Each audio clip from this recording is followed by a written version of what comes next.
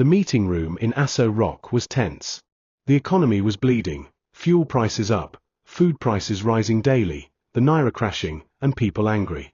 President Bola Ahmed Tinubu sat at the head of the table, surrounded by his key ministers, economic advisors, and the central bank team. Everyone looked tired. The room smelled like stress. Tinubu cleared his throat and dropped the line that changed the mood instantly. "We're going for another loan. This time, $100 billion. From China." Silence. No one said a word at first. One advisor blinked twice. The finance minister shifted in her seat. A junior economic aide quietly sipped water, trying not to choke. "Sir, did you say $100 billion? Asked the Minister of Finance. Tinubu nodded slowly. "Yes. 100 billion. He tapped the folder in front of him. Inside it were breakdowns of what the money would be used for: power grid upgrades, new rail lines, roads across 6 regions, airport expansions, industrial zones, even a fresh digital ID system. The president's plan looked beautiful on paper.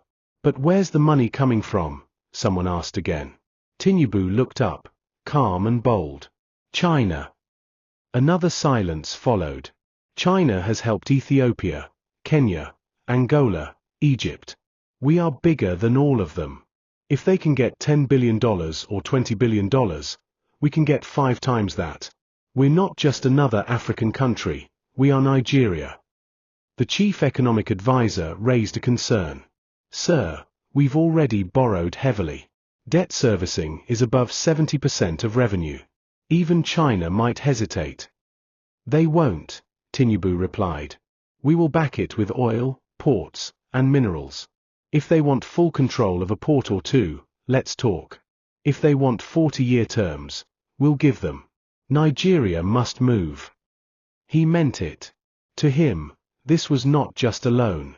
It was the key to making his presidency historic. A $100 billion transformation.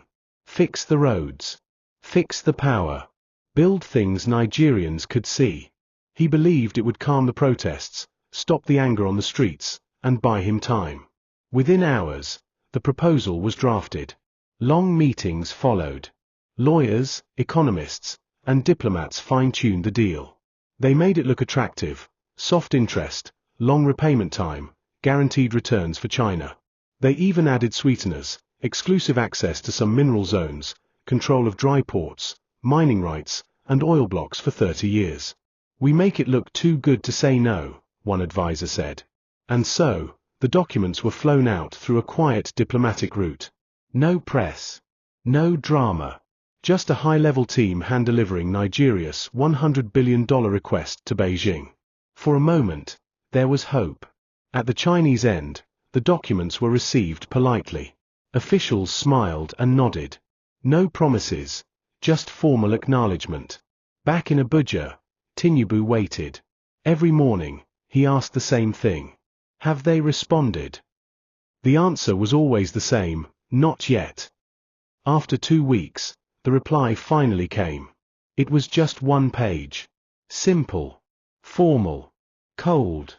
China appreciated Nigeria's trust and vision, but politely declined the $100 billion request. No reason. No offer to negotiate. Just no.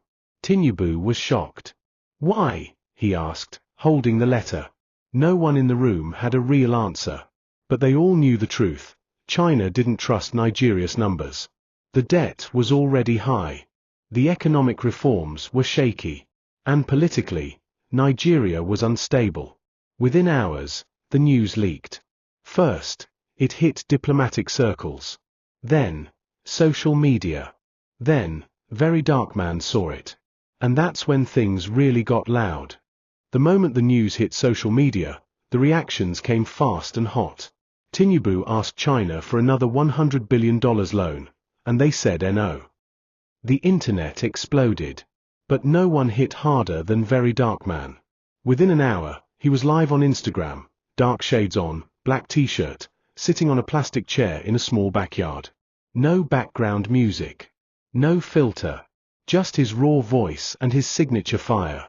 He hit go live, and in less than 5 minutes, over 30,000 people joined. He leaned into the camera. "Ladies and gentlemen, Don here?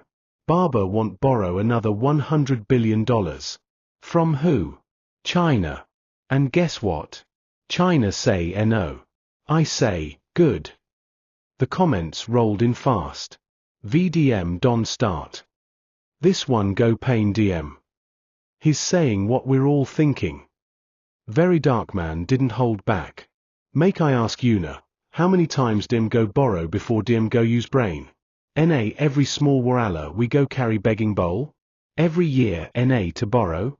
Na so we go day collect loan till we sell Nigeria finish." He stood up, pacing now, voice rising. "This same China we build their country with sweat and vision. No day borrow anyhow. But every time Nigeria shake small, our leaders go China like say NAATM. This time, China off the machine. DM say no. Simple." Then he paused and laughed. Say your country don cast when even China, we day borrow everybody money, tell you say, Oga, a big carry your file day go." The crowd in the live chat was laughing, clapping with emojis, and dropping comments like wildfire. This one choke. VDM for president. He's spitting facts. He picked up his phone and waved it. "You see this phone? If Nigeria was a phone, we don day use it without charger for years. Battery low. Screen don crack. Now instead of fixing it, DEMWA and use 100 billion borrow to buy Bluetooth speaker. Who day advise these people?" His voice dropped slightly, now more serious. "Let me tell you something. We are in this mess because our leaders don't want to face reality. They keep patching the country like a broken tire. But this tire no be patch again. It need new rim, new rubber, new everything. And no loan can fix that.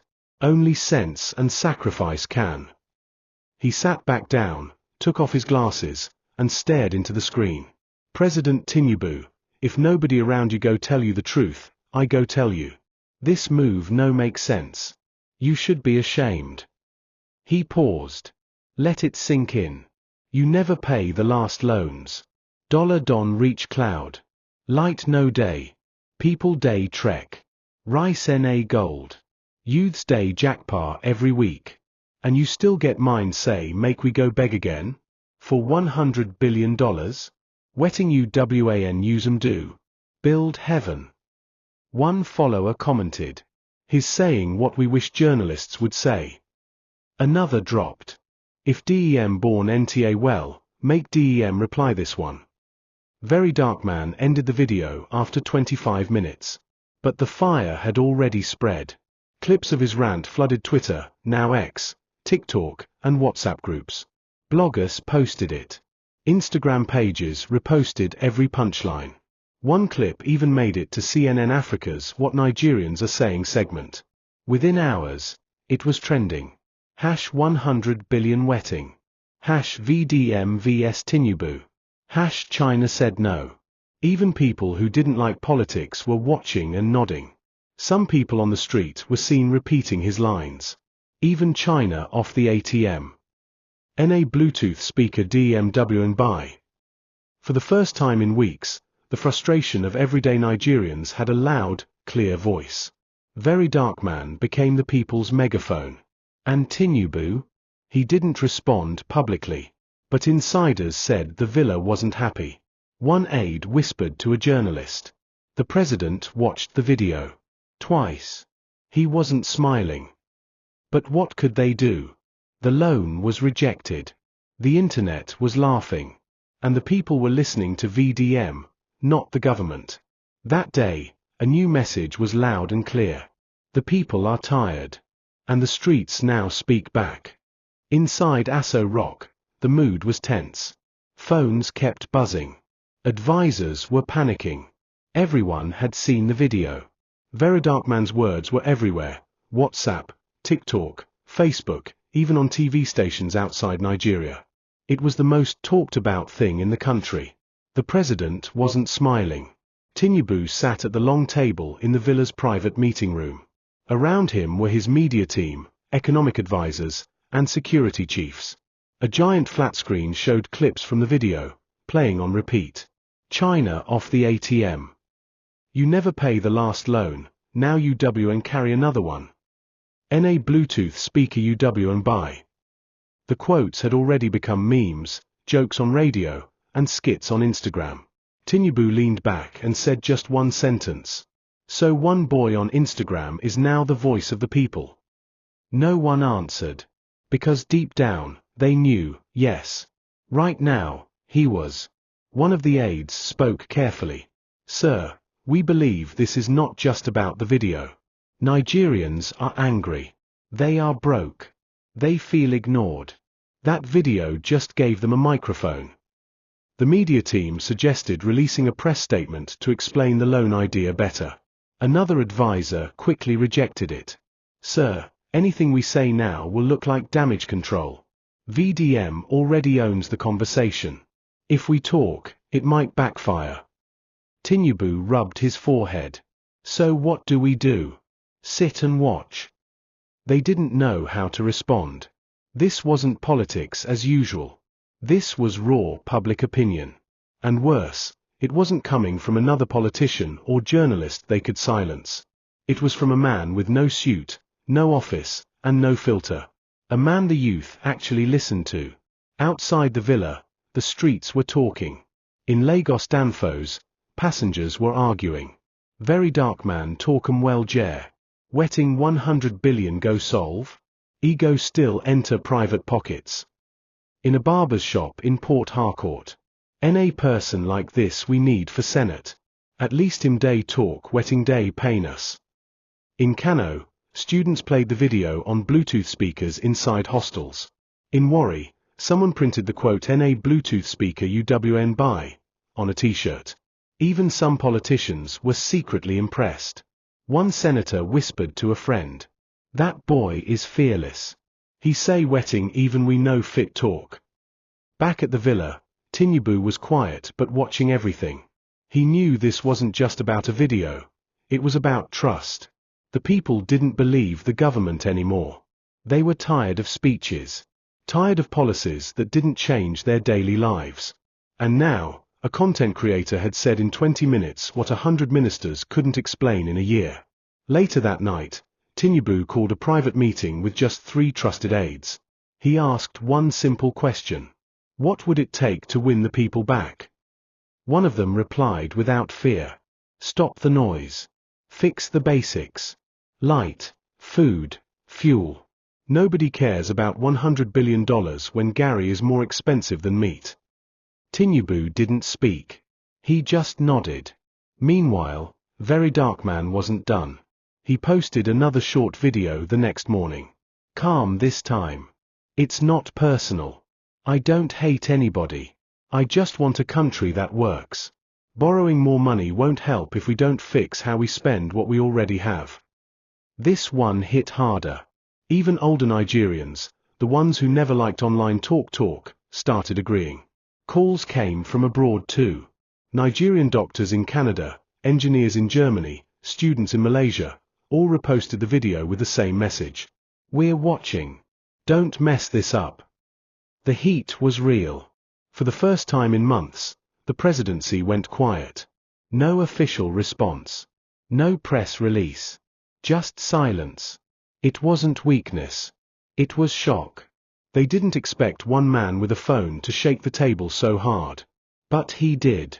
And that was the power of truth mixed with boldness. By the end of the week, the $100 billion loan request was no longer in the news, not because it was fixed, but because Verydarkman had buried it with plain truth and street logic. The people moved on. But Tinubu didn't forget. He had learned a hard lesson. In today's Nigeria, influence no longer wears agbada. It wears black shades, sits on plastic chairs, and talks like the street.